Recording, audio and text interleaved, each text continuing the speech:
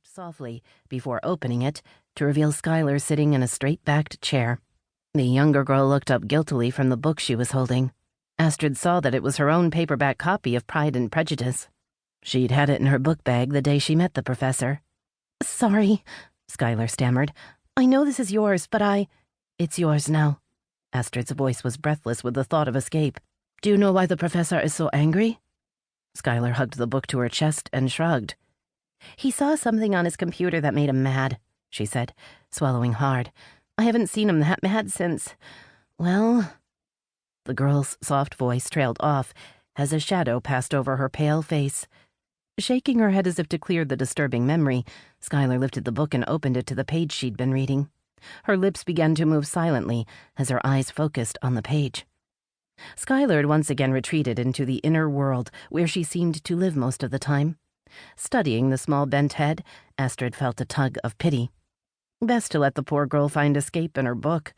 Reality would come crashing back soon enough. Turning in the doorway with a sigh, Astrid stared at the ladder, nervously twisting a long strand of strawberry blonde hair that fell over her thin shoulder. Was the ladder a chance for escape? Or a trap? She looked back at Skylar with a worried frown, then closed the door firmly between them. If it was a trick, it wouldn't be fair to subject her to the professor's wrath. She couldn't risk putting the girl in mortal danger. "But this may be my only chance to get out of here, to get home." Crossing to the ladder, Astrid found herself climbing up before she could decide what she'd do once she got to the top. When her head brushed against the rough wood of the hatch, she hesitated only a moment before lifting a trembling hand. With a firm push, the hatch lifted several inches to reveal a view of the sunlit room above. Astrid had been taken up to the ground floor before, but she'd never been left up there on her own, and she'd never had the opportunity to look around for a means of escape. Now, her scared eyes darted around the room, and she scurried to the wide windows, momentarily stunned by the blinding white of the snow falling on the already covered lawn beyond. Tall, snow-capped trees could be seen behind the tall security fence that encircled the big property. She imagined the miles of frozen, unforgiving forest that waited past the fence. The professor had warned her often enough that the ranch was in the middle of nowhere. He'd assured her that if she somehow managed to escape, the mountain lions, grizzly bears, and gray wolves would be sure to find her before any people would. She'd considered his threats to be just another ploy to keep her docile, but the daunting view out the window caused her heart to drop. Once she was outside, where would she go? Pushing away the disturbing question, Astrid began to move toward the room's only exit. From what she could remember, the door opened to the foyer, offering a way out through the big house's front door. Before Astrid could cross the room, a familiar ping caused her to freeze in place. She turned her head to see a laptop computer open on a sleek, glass-topped desk.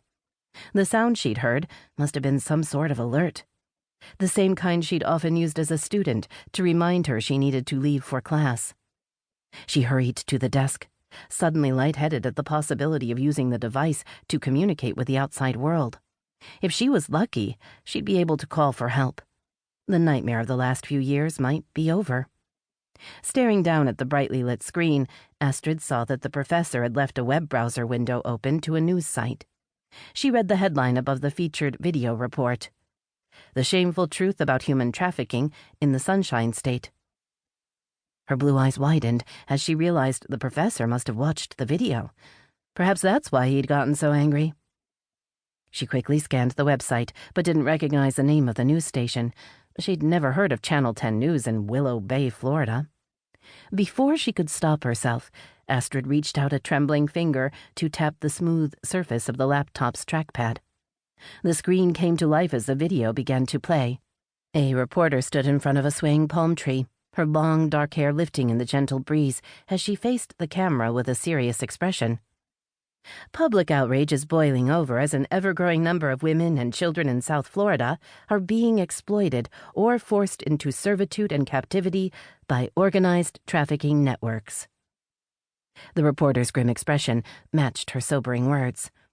"I'm Veronica Lee, and this is the first in a series of investigative reports Channel 10 will present on the scourge of human trafficking in our community, as well as the efforts local and federal officials..."